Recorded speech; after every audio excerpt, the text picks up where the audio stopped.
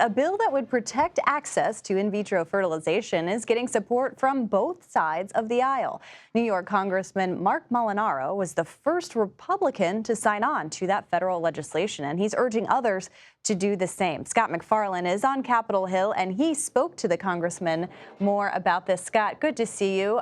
Tell us more about your conversation with the congressman. Why is he signing on? This Democratic-sponsored bill to give federal protections for IVF now has two Republican co-sponsors. And put aside anybody's thoughts about IVF and Congress's role in federalizing protections for IVF, it's undoubtedly a politically volatile issue. So any bipartisan gesture on a politically volatile issue is noteworthy. Marc Molinaro of New York and Mike Lawler of New York, two Hudson Valley, New York area Republicans, have signed on to this bill, saying it is the place of the Congress to codify federal protections, despite Republicans in the Senate objecting to a recent Senate bill to do just the same. Republicans in the Senate argued it's an encroachment on states' rights and potentially religious freedoms to have a sweeping national bill move swiftly. Congressman Molinaro making news, telling CBS News he supports the House doing just that. Take a listen, Caitlin. I admire women who talk about their journey using IVF because it comes with heartache, it comes with difficult challenges, and you need to have a real strong support structure if you make that choice. I'm confident and comfortable being the first Republican to sign on to the bill, and to advocate for that protection nationwide. You think this sets a marker for other Republicans? Do you think this is something that conceivably could get to the floor without our leadership's blessing? You know, at a time where we are a divided nation and too many issues here in Washington divide Republicans and Democrats, there is consensus on IVF, and I'm hopeful that by taking this lead and showing that it's important to establish this protection, that others will follow. There's an uncertain trajectory for this bill. Republicans, of course, control the House floor, and leadership in the Republican Party has not endorsed this bill. Of course, Democrats control the Senate's agenda, and tomorrow, Caitlin, there is a Senate Judiciary Committee hearing on women's reproductive rights. I'm told the IVF bill will be a focal point of that hearing. Scott, it's really interesting that you note where these lawmakers who have signed on are from. These districts are really interesting, especially when you consider the politics of all of this, because you've had Republicans at the national level urging all Republican candidates to say that they're supportive of IVF, but interesting the distinction between federal legislation and supporting it at large. So that's a really good, interesting interview and insightful. Thank you for bringing that to us. Also on Capitol Hill, I know it's been a busy week ahead. We have a spending package agreement to avert a partial shutdown. What can you tell us about that?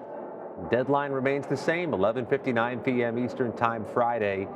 The pathway is clear. There seems to be bipartisan agreement on how to wrap up these final few spending bills that are responsible for the sixth near government shutdown since September 30th. That's a lot in a short period of time. If they pass it, it pushes everything back until September. So Congress gets a reprieve from the standoff. So the next deadline is right there in the heart of the general election in late September. Funding the Homeland Security Department has been the sticking point. How much money and how do you go about funding border security in America at this distinctive, singular moment? There may be a slight breach of these deadlines if somebody tries to draw out the clock. Potentially this leaks into the weekend, but there is a magical silver bullet here, Caitlin. A lot of these senators and House members have spring break airplane tickets next week, and they don't want to miss their flights. They're just like us, wanting to get out in time to make those flights. Another item on the to-do list is what to do about TikTok. You had this, really interesting vote in the House, essentially urging TikTok to divest from its parent company. But any kind of movement that we've seen in terms of the Senate, I know a lot of senators have said that they are interested in this as well. This whole thing now rides with the U.S. Senate. The House passed its bill with lightning speed. The White House has indicated the president will sign it. So all of this now resides here in the U.S. Senate. Could be a pivotal moment tomorrow. There's going to be a closed-door briefing organized by the top Republican and Democrat on the Senate Intelligence Committee, the Committee of Jurisdiction, the committee which has indicated support for that House bill. It'll be national security briefings for members of the U.S. Senate to hear, among other things, about potential national security issues with a China-tethered company having access to U.S. users' sensitive data. It could move the needle with undecided. To senators, it might not. We'll get a sense tomorrow after the briefing, but this really is an inflection point for an app that is used by more than 150 million Americans. Yeah, it's really interesting to see the kind of unlikely partners bringing together Democrats and Republicans on this as well. But as you say, what those users have to say is also very powerful. I know we've been kind of jumping around all over the place here, but Congress is getting back, so we have a lot to ask you.